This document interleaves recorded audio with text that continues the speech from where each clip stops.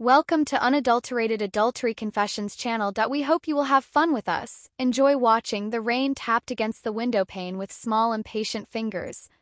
Ticking droplets matched the rhythm of another storm, the one echoing inside my C********T.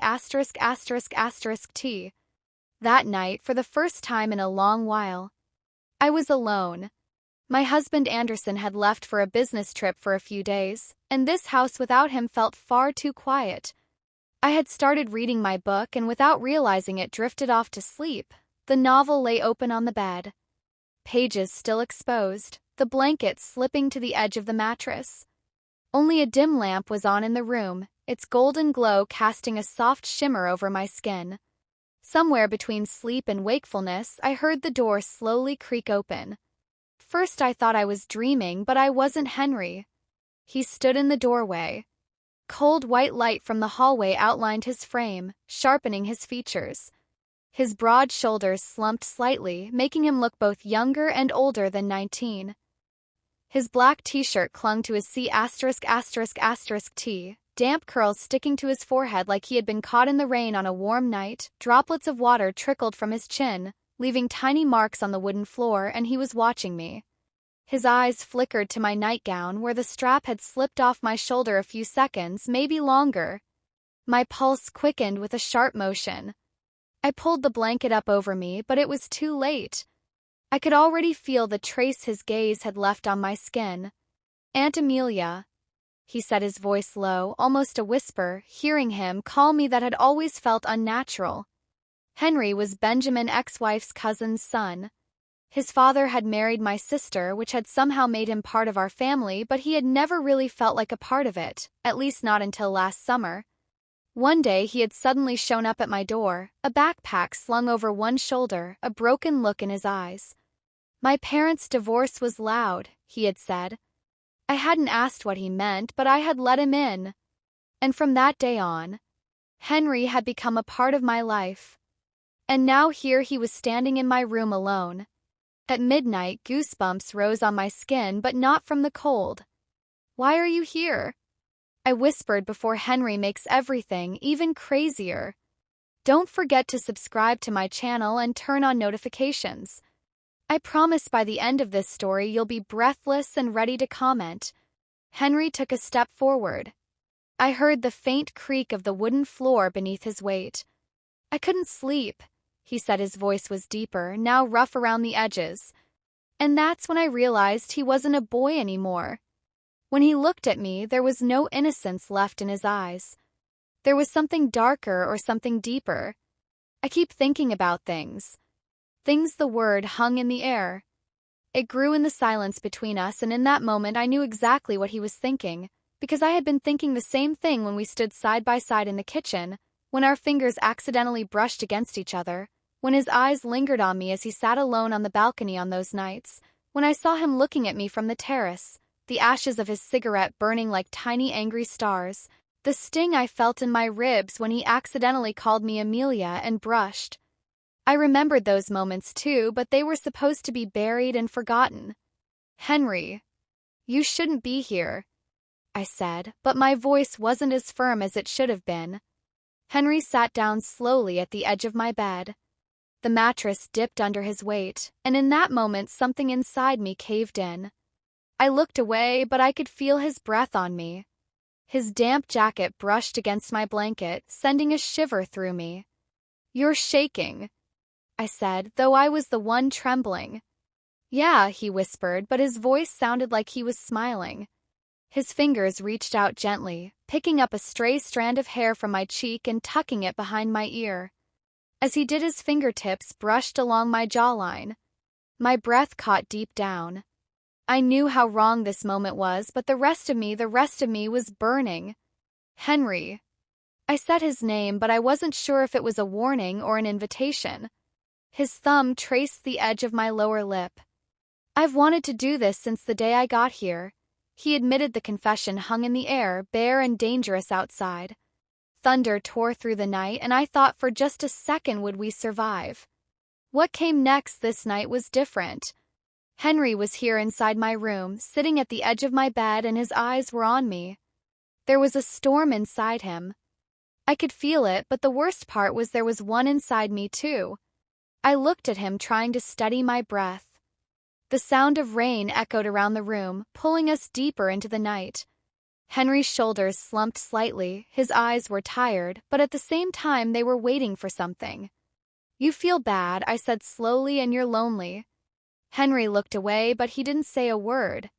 I could have turned this into an opportunity to act like an adult, like a mature woman.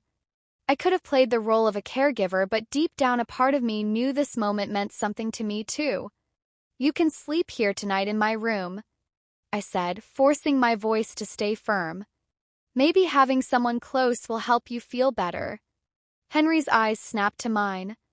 There was hesitation in his face, surprise, and then that hesitation disappeared. He nodded slowly. "Really?" I swallowed. "Yes, it'll be good for you." But what I felt inside had nothing to do with what was good for him. I framed it in my mind as a way to help. I was comforting a lonely boy, but the truth was, this was an escape from my loneliness too. Henry was young, strong, unfamiliar. Not even a real relative sharing this night with him felt like unlocking a forbidden door inside me. There was a voice saying no, but there was another voice, deeper, more dangerous, whispering yes. When he lay down on the other side of the bed, the space between us felt like a barrier, but it wasn't enough to suppress what I was feeling. I closed my eyes, trying to steady my breath, but I could feel his presence beside me in every single cell of my body. Would this night stay like this? Maybe for now? But whatever was meant to happen wasn't over yet. In the morning when I woke up, the space beside me was empty. My eyes fluttered open, my breath quickening. For a moment I pulled back, lifting my head. The blanket had slipped off me. My nightgown was messy, the strap sliding even lower off my shoulder. I sat there for a few seconds completely. Till what had happened? A sudden doubt rose inside me. Could it be? Stop it. Amelia. I whispered to myself, firm and sharp. This couldn't have happened. It shouldn't have happened. But the excitement bubbling inside me at the mere thought of the possibility. It was undeniable. I quickly adjusted my nightgown. I couldn't think about this. He had slept beside me, yes, but that was it. Nothing happened. Nothing happened. Then the door creaked open and I saw Henry walk in. He was wearing nothing but a towel. Droplets of water trailed down his C********. His hair was wet, his face hazy, calm. "I was sweating a lot this morning," he said, running his hands through his damp hair, the edge of the towel shifting slightly under his fingers. "Did I come to your room last night? I must have been really out of it. Thanks for taking care of me." My eyes locked onto him. That was it. That's all. It was a small wave of disappointment flickered through me, but I quickly shoved it down. He had seen me. He had seen how I slept last night, the way my nightgown had shifted, the way I had looked in bed. He had seen everything. The thought sent a strange mix of embarrassment and excitement, rushing through me, forcing myself to act normal. I quickly looked away and gave him a small smile. "It's nothing." "Henry." It wasn't a problem for me, but that was a lie, pretending it wasn't a problem, ignoring the pool between us, trying to put out the fire growing inside me. It was all part of a game, and I wasn't sure how much longer I could keep playing. We made breakfast together as we moved around the kitchen. There was an unspoken closeness between us, but neither of us acknowledged it. Henry would glance at me from the corner of his eye, then quickly look away. And I was still lost in the echoes of last night. Everything looked like a normal morning, but it wasn't. The day would go on. Things would continue as if nothing had changed, but when night came, I knew nothing would stay the same. Because alcohol ruined the game, Benjamin wouldn't be back for days. Henry was still here, still with me, but this morning, waking up to find him gone, seeing him walk out of the shower and talk as if everything was perfectly normal, planted a doubt inside me. Did he really not remember, or did he remember and was pretending to forget? There was only one way to find out: alcohol. I planned a night that would relax him, make him vulnerable, bring out whatever he was hiding. They say, honesty is found on the tongue of the drunk, and tonight I wanted to see Henry tongue loosen. When evening came, I went into the kitchen and picked one of the strongest drinks, Benjamin Dark Amber Whiskey, the one he kept for special occasions, gathering dust on the shelf. When I walked into the living room with it, Henry was sitting on the couch, lost in the LED TV. He wore one of those casual yet effortlessly attractive t-shirts. His legs stretched out in front of him, looking relaxed, but I wanted to see him truly let go. "How about unwinding a little tonight?" I said, raising the bottle in the air. Henry lifted an eyebrow at me. He smirked slightly, but there was hesitation in his eyes. "You never really liked drinking." I shrugged. "Sometimes rules need to be broken." He looked at me for a moment. In that moment, we both knew we were playing a game, but which side would win? Finally, he shrugged and sank a little deeper into the couch. "All right. Amelia, in that case, pour me a glass." I filled the glasses. The first sips were heavy and burning, but as the conversation picked up, the drinks went down faster. Soft music played in the background as we started with casual topics: life, future plans, the house's family. But slowly, as the glasses emptied, the subjects deepened. Henry's eyes were warmer. Now he had loosened up and I was ready. I drank the last drop in my glass, feeling something inside me completely unravel the night, the alcohol and the feelings that had been echoing inside me for far too long. There was no stopping them. Now I placed my glass on the table and locked eyes with Henry. He didn't look away either, but something had changed in his gaze. There was hesitation, anticipation, maybe even fear. "Do you remember last night?" I asked. Slowly, Henry's hand froze around his glass, his breath subtly quickened. That was the reaction I wanted. He looked away, but I wasn't going to let it go. I leaned in a little closer. The distance between us had nearly disappeared. "Henry," I said, my voice slightly unsteady from the alcohol. "Tell me the truth." Henry swallowed. Then he lifted his head and met my eyes. "Amelia," he said, his voice barely above a whisper. His eyes burned like fire, but I didn't back down. "You remember, don't you?" I pressed. "Are you pretending you forgot? Or do you actually not remember?" Henry parted his lips, but he didn't speak. That silence, those few seconds of emptiness, it burned inside me. I had enough. "Course you remember," I whispered. "That's why you won't look at me." Henry took a deep breath and ran a hand through his hair. Finally, he turned his head to me. "I remember," he said. His voice was low, but the words were clear. It was real. My eyes narrowed slightly. That suffocating feeling inside me faded into something closer to satisfaction. But it wasn't enough. I wanted more. Last night it felt normal. Having you next to me, didn't it? I said. In that moment it didn't feel weird. Henry frowned. "Yeah, in that moment it didn't feel weird." "What about now?" I asked. There was a brief silence.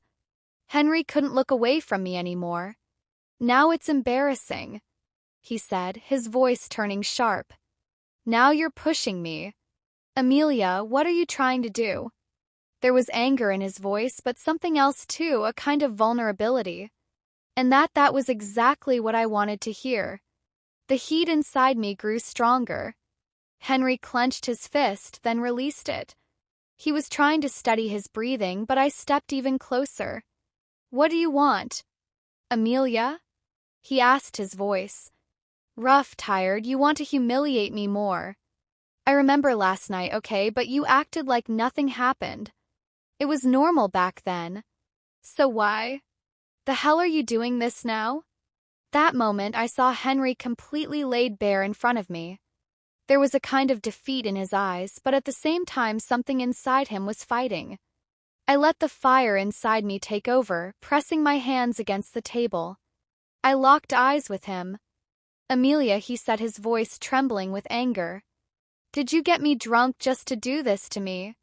As he spoke, his eyes stayed locked on mine. He was questioning, trying to understand. But it was too late to think now. Right then, without hesitation, I leaned in and kissed him. The kiss was the explosion of every bottled-up emotion. Henry froze at first, but then his hands instinctively went to my waist like he wanted to push me away, but he didn't. He was fighting himself, but I had already won. That night was heading in a completely different direction, and we both knew it. I suddenly stood up, my breath uneven, grabbing the whiskey bottle from the table. My fingers tightened around the glass. I took another sip, feeling the familiar burn rush through me. But this time it wasn't just the whiskey that was setting me on fire without taking my eyes off Henry. For even a second.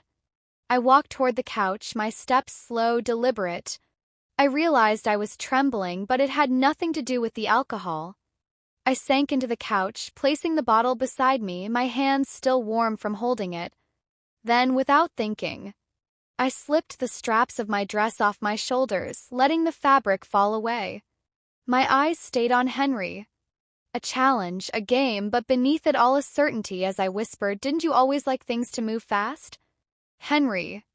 Henry froze in place, his eyes were locked on me, watching my every move. His C***** T was rising and falling quickly, as if the weight of this moment had hit him like a shockwave. Then slowly he stepped toward me, his hand pressed against the armrest of the couch, his knee resting beside me as he leaned in. His breath was close, now warm, deep. Something inside me trembled, but this time backing down wasn't even a thought in my mind. We were drunk, but that only encouraged us. Henry didn't pull back, he came forward, we were eye to eye. I felt something big inside me, and it was a kind of warmth. What I needed was a lot of warmth. Henry seemed nervous. I had just pissed him off, but now I wasn't bothered by it. On the contrary, his nervousness made me even more excited. Henry liked things to happen fast, really. My body shuddered with convulsions. I let out a loud "Henry." I was amazing. My voice shook. I was out of breath and red. I looked into his eyes and said, "Henry, this feeling is so big and indescribable. Beautiful. Thank you so much. I'm glad you remembered last night," I said, laughing slyly. I was about to say, "Wasn't it a little too late?" And Henry let himself go completely. I felt a great warmth fill me, and I felt like I was in love. He was drunk and exhausted. He fell asleep right next to me. I drank for a while longer and watched Henry thinking about us. Thinking about what was going to happen next was enough to make me even more excited. You've made it this far. If this story resonated with you, please like, comment, and subscribe. Your support helps us craft more engaging stories for you.